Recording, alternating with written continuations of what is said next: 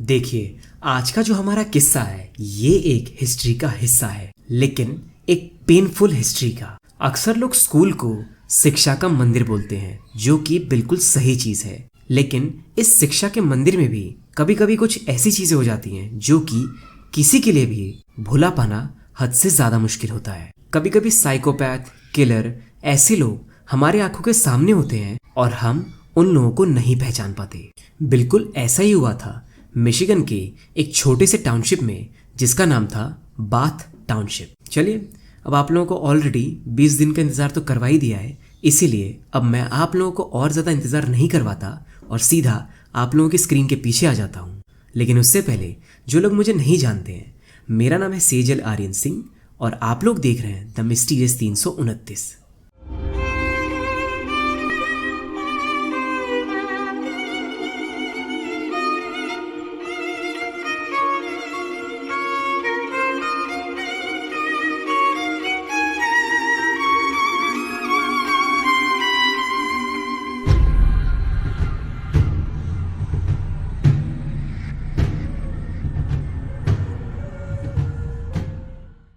आज की कहानी हमें लेके चलती है बाथ टाउनशिप में। अब बाथ टाउनशिप आता है मिशिगन स्टेट में। प्रेजेंट में बाथ टाउनशिप की पॉपुलेशन लगभग 12,000 लोगों की है। अब देखा जाए तो बाथ टाउनशिप अपने पार्क्स और एनवायरनमेंट के लिए बहुत ज़्यादा फेमस है। अब मैंने बाथ टाउनशिप की प्रेजेंट की बात तो कर ली, लेकिन अब मैं आप लोगों को लेके चलने वाला हूँ साल 1927 में। उस टाइम में वहाँ पे एक छोटा सा गाँव हुआ करता था और सबको जोड़कर 1000 से भी कम लोग उस गांव में रहा करते थे।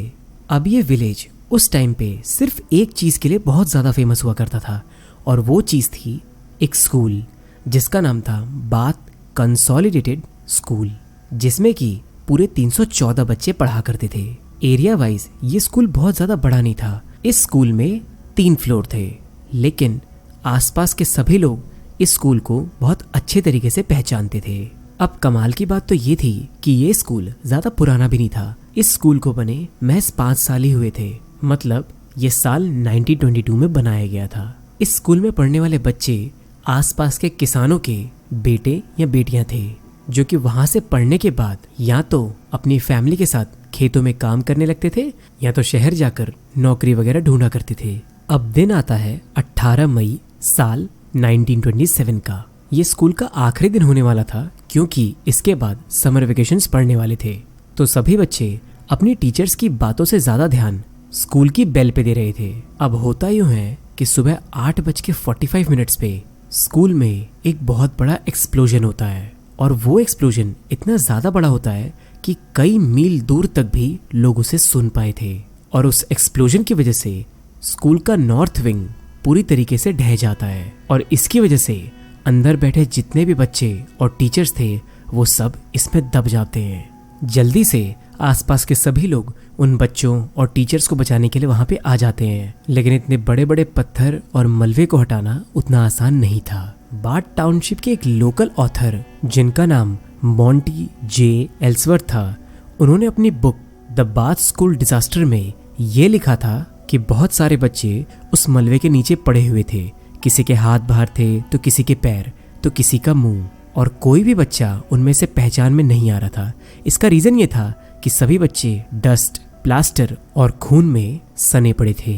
आगे उन्होंने ये भी लिखा कि कोई भी माँ बाप अगर अपने बच्चे को उस हालत में देख लेगा तो कैसे न कैसे करके वो माँ बाप अपना मानसिक संतुलन जरूर खो देंगे। एक और ऑथर जिनका नाम आर्नी बर्नस्टीन था, उनके book Bath massacre America's first school bombing, उन्होंने उसमें ये लिखा कि उन्होंने उससे बुरा हादसा आज तक कभी भी नहीं देखा था। एक टीचर जिसका गला उस मलबे में फंसा हुआ था, उसके सामने एक बच्चा लेटा हुआ था जिसकी आंखें खुली हुई थी। उस टीचर को ये लगा कि वो बच्चा मर चुका है, यहाँ तक कि वो टीचर भी हिल नहीं सकता था। वहां पे ज्यादातर माँ बाप अपने बच्चों की पहचान उनके जूतों से कर रहे थे।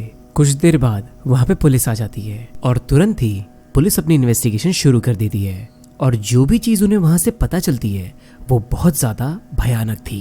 बाथ स्कूल का एक्सप्लोजन कोई भी एक्सीडेंट नहीं था, बल्कि पुलिस को साइड से 100 पाउंड से भी ज्यादा एक्सप्लोजिव्स मिले थे, और तो और 500 पाउंड से भी ज्यादा अनएक्सप्लोडेड डायनामाइट और उसके साथ साथ पायरोटॉल, एक ऐसा एक्सप्लोजिव जो कि मिलिट्री के एक्स्ट्रा और बचे कुछ सामान से बनाया जाता है। पुलिस को ये दोनों ही एक्सप्लोजिव्स बेसमेंट में से मिलते हैं। पुलिस को वहां से गैसोलीन यानी पेट्रोल भी मिलता है। अब ऐसा माना जा रहा था कि इनकेस डायनामाइट फेल हो जाता तो पेट्रोल एक बैकअप प्लान है। अगर ये बचे कुछ एक्सप्लोजिव्स भी फट जाते तो ये ब्लास्ट और बहुत ज्यादा बड़ा हो जाता।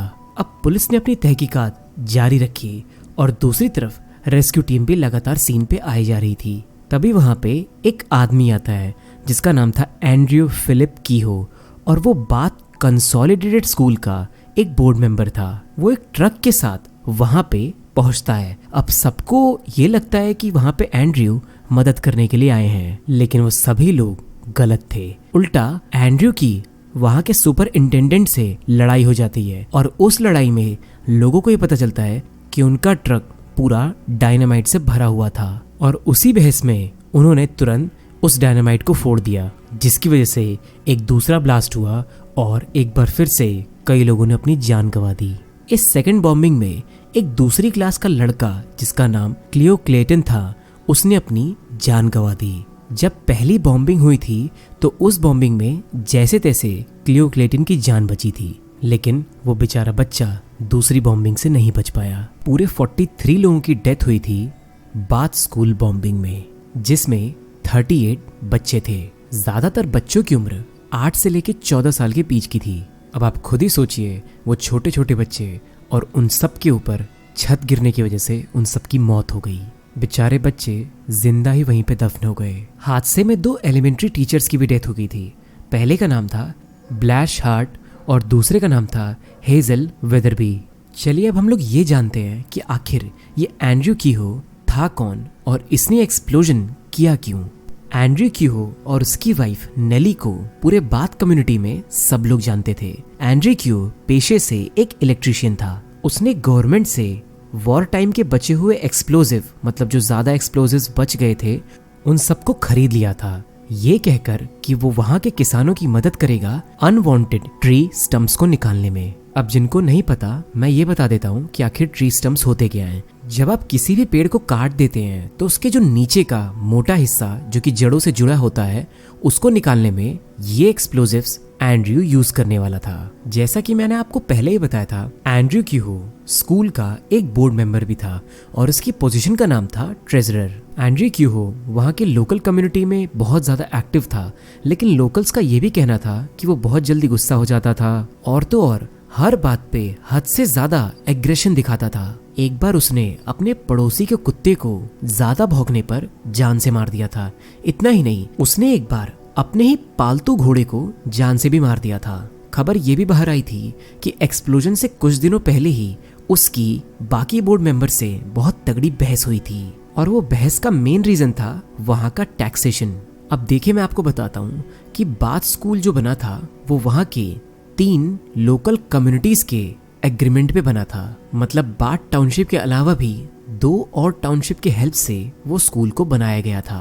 अब एंड्रयू कीहो और उनकी वाइफ का कोई भी बच्चा नहीं था, इसीलिए वो टैक्स देने से इनकार कर रहे थे। एक ऑथर जिनका नाम हैरल्ड शेस्टर था, उनका ये कहना था कि उस टाइम पे एंड्रयू कीहो बहुत बड़े फाइनेंशियल प्रॉब्लम से गुजर रहे थे और उसी टाइम 3 टाउनशिप के लोगों ने ये डिसाइड किया कि वो एक कंसोलिडेटेड स्कूल बनाएंगे जो कि अच्छा खासा एक्सपेंसिव होने वाला था। जब सब लोग स्कूल के बनने में सपोर्ट कर रहे थे तो मजबूरन एंड्रयू को भी सपोर्ट करना पड़ा था और इसी वजह से कहीं ना कहीं उनके दिमाग में ये चीज आ गई थी कि इस स्कूल को सपोर्ट करने की वजह से उनकी फाइनेंशियल कंडीशन और ज्यादा खराब हो गई है। इसी वजह से वो स्कूल को उड़ाना चाहते थे। पुलिस को ये चीज तो कंफर्म हो ही गई थी कि ये एक्सप्लोजन पूरे तरीके से एंड्रयू का ही प्लान था। इसके बावजूद पुलिस वालों ने अच्छे तरीके से उनके घर को इन्वेस्टिगेट किया। जब पुलिस वाले एंड्रयू के फार्म को सर्च कर रहे थे तो एक बहुत भयानक चीज उनके हाथ लगी और वो चीज थी एंड्रयू की वाइफ की यानी नेली की डेथ बॉडी। उनको जस्ट एक्सप्लोजन से 1 या 2 दिन पहले ही मारा गया था। एंड्रयू कीहो की हैवानियत यहीं तक सीमित नहीं थी। स्कूल के एक्सप्लोजन से कुछ घंटे पहले उसने अपना पूरा फार्म एक्सप्लोड कर दिया था डायनामाइट को ही यूज करके। इतना ही नहीं, फार्म में सारे हॉर्सेस को उसने जिंदा जला दिया था। और तो और उन सबके पैर भी बांधे गए थे ताकि किसी भी सिचुएशन में वो सारे घोड़े भाग भी न पाए। एंड्रयू क्यूहो के घर में कई जगह ऐसे साइन लगे हुए थे जिसपे लिखा हुआ था criminals are made not born.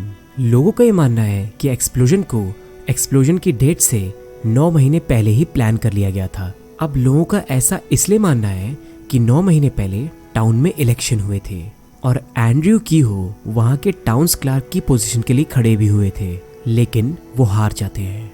ये हार उनके लिए एक बहुत बड़ी पर्सनल अटैक बन के आई। उनके मन में बस यही चीज आ रही थी कि कैसे न कैसे करके उनको टाउन के लोगों से बदला लेना था।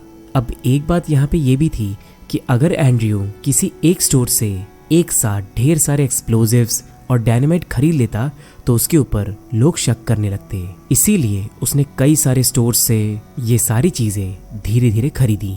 अब एक चीज और मानी जाती है कि कीहो ने बहुत ज्यादा अमाउंट में डायनामाइट और एक्सप्लोजिव्स पास की कंस्ट्रक्शन साइट से भी चुराया था। इलेक्शंस में हारने के बाद एंड्रयू कीहो ने अपने फार्म पे काम करना बंद कर दिया, लेकिन जब भी वो वहां पे जाता था तो सिर्फ अपने एक्सप्लोजिव्स और डायनामाइट को छोटे अमाउंट में टेस्ट करने के लिए। आसपास के लोगों को थोड़ा अजीब तो लगा, लेकिन किसी ने उसके ऊपर इस तरीके से शक ही नहीं किया जैसा कि काम उसने रियलिटी में किया था। एंड्रयू एक नामी जामी इलेक्ट्रिशियन था, इसीलिए मिड 1926 में बाथ स्कूल का पूरा लाइटिंग सिस्टम एंड्रयू ही संभाल रहा था। आसपास के लोगों ने एंड्रयू की हरकत को देखकर उसका नाम डायनामाइट फार्मर रख दिया था। अब ये डायनामाइट फार्मर जो कि कभी कभी अपने फार्म में डायनामाइट्स को टेस्ट कर रहा था, उसके पास पूरा मौका था कि स्कूल की हर एक चीज को वो अच्छे तरीके से चेक कर सकता था।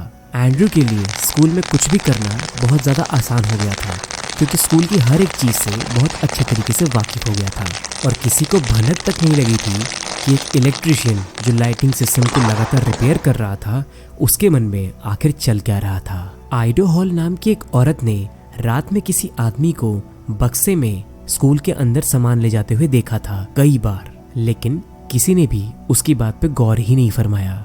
उसने अपने रिलेटिव्स को भी बताया, लेकिन फिर भी किसी ने उसके ऊपर ध्यान ही नहीं दिया। जितने भी दिन एंड्रयू ने ये स्कूल की प्रिपरेशन करी थी, उतने दिन उनकी वाइफ हॉस्पिटल में एडमिट थी।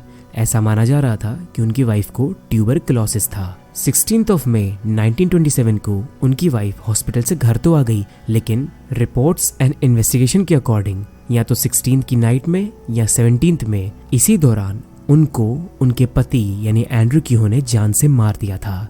बाथ स्कूल की इस ट्रेजेडी ने पूरे देश की मीडिया अटेंशन अपनी तरफ खींच ली थी। मीडिया वाले न्यूज़पेपर में तरह तरह की बातें लिख रहे थे एंड्रयू कीहो के बारे में। कोई उनको साइकोपैथ बोल रहा था, कोई उनको मेंटली इल बोल रहा था, और तो और कुछ का ये भी कहना था, जिसमें पुलिस भी थी, कि एंड्रयू कीहो जैसा आदमी मेंटली इल हो ही नहीं सकता, क्योंकि जो बाथ स्कूल बॉम्बिंग हुई थी उसमें एक बहुत बड़ा बैकअप भी एंड्रयू ने पहले से ही तैयार किया हुआ था कि इन केस पहले वाले डायनामाइट एंड एक्सप्लोजिव्स अगर सही तरीके से नहीं फटते या अपना काम नहीं करते तो उसके बाद एंड्रयू का बैकअप कैसे न कैसे करके सबकी जान ले ही लेता। और तो और अपनी बीवी को मारना, खुद की जान ले लेना, अपने फार्म्स को पूरा उड़ा देना, उसके साथ साथ अपने घोड़ों को जिंदा जला देना, ये सारी चीजें इंडिकेट कर रही हैं कि एंड्रयू कीहो एक साइकोपैथ था।